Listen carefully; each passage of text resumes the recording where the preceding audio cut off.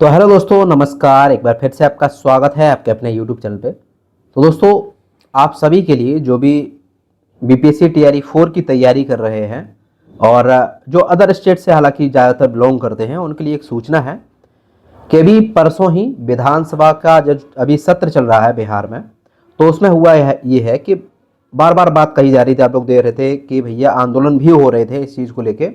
और यहाँ के लोग जो है काफ़ी ज़्यादा प्रोटेस्ट भी कर रहे थे। कुछ नेता ऐसे भी थे जो कह रहे थे कि बिहार में डोमिसाइल नीति जो है लागू होनी चाहिए और जितनी भी जॉब्स हैं, जितना भी कोटा होता है मैक्सिमम, वो बिहार के लोगों के लिए होना चाहिए। बिहार में क्या है, बिहार में केवल 60% कोटा जो है बिहार के एक तरीके से आरक्षित है। उसके बाद 40% में कोई भी व्यक्ति कहीं का भी डाल सकता है, भर सकता है। तो अभी विधानसभा के सत्र में एक व्यक्ति ने आवाज़ उठाई, आपने आई होप जो है वीडियो भी देखी होगी। तो वो कहते हैं कि सर, अदर स्टेट में ये सब चीज़ें हैं लेकिन यहाँ बिहार में ये चीज़ नहीं है, यानी कि यहाँ पे डोमिसाइल नीति लागू क्यों नहीं है। केवल बिहार की डोमिसाइल नीति लागू की जाए जिसमें केवल बिहार के ही कैंडिडेट फॉर्म भर सकते हैं, उन्हीं के लिए लगभग हो, और 5% या फिर 10% आरक्षण हो जिसमें सभी लोग भर सकते हैं। लेकिन बिहार में क्या है, तो सामने से नेताजी कहते हैं कि साहब, यहाँ पे ये है कि 60% जो आरक्षण है वो बिहार के ही अभ्यर्थियों के लिए है, बाकी 40% में लोग अदर स्टेट को भी मौका देते हैं। ये सब चीज़ें हैं। तो यहाँ पे बात आती है कि साहब, फिर बात हुई कि डोमिसाइल नीति को लागू करने के लिए क्या होना क्या नहीं। तो वहाँ पे वोटिंग कराई गई। वो आपने वीडियो देखी होगी, नहीं देखी है तो एक बार शॉर्ट्स में देख लीजिएगा, मैंने डाल रखी है।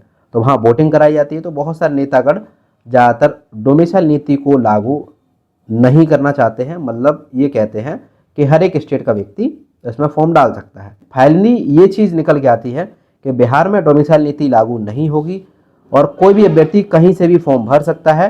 नॉर्थ इंडिया का रहने वाला हो, नॉर्थ इंडिया में उसने पढ़ाई की हो, है ना, जो भी नॉर्थ इंडिया के राज्य आते हैं वहाँ से लोग भर सकते हैं। फिर वोटिंग कराई गई तो इसमें यही फैसला निकला कि डोमिसाइल नीति लागू नहीं की जाएगी, कोई भी व्यक्ति कहीं से भी भर सकता है। तो जैसे टीआरई 1 में था, जैसे टीआरई 2 में था, जैसे टीआरई 3 में था, हर एक स्टेट का व्यक्ति भी यहाँ फॉर्म भर सकता था। जो भी नेता सदन में हैं उन्होंने मना कर दिया कि डोमिसाइल नीति लागू नहीं की जाएगी, सभी के लिए बराबर है, वो लोग अपना फॉर्म भर सकते हैं, जॉब ले सकते हैं, कोई दिक्कत नहीं है।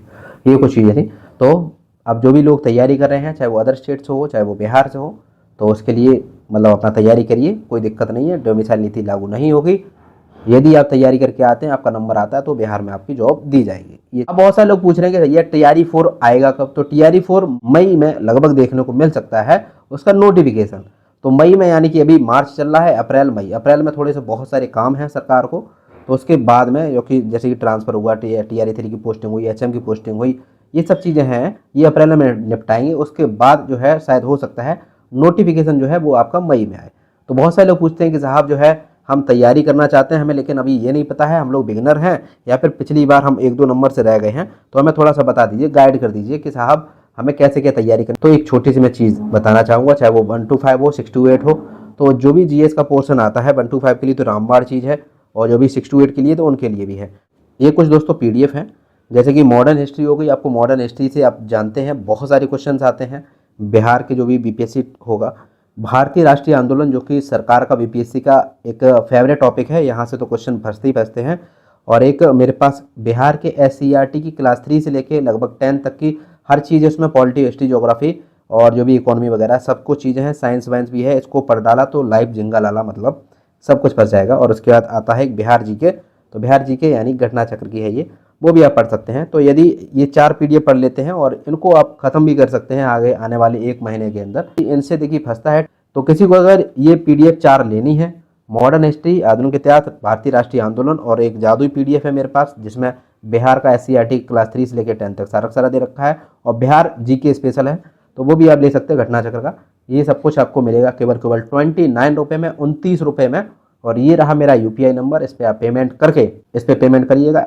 पेमेंट का स्क्रीनशॉट मेरे इसी नंबर पे व्हाट्सएप पे भेज दीजिएगा। कॉल मत करिएगा, इस नंबर पे कॉल वगैरह नहीं लगती है, ठीक है, क्योंकि ये वाला घर रहता है यूपी। केवल व्हाट्सएप चलाता हूँ मैं बस।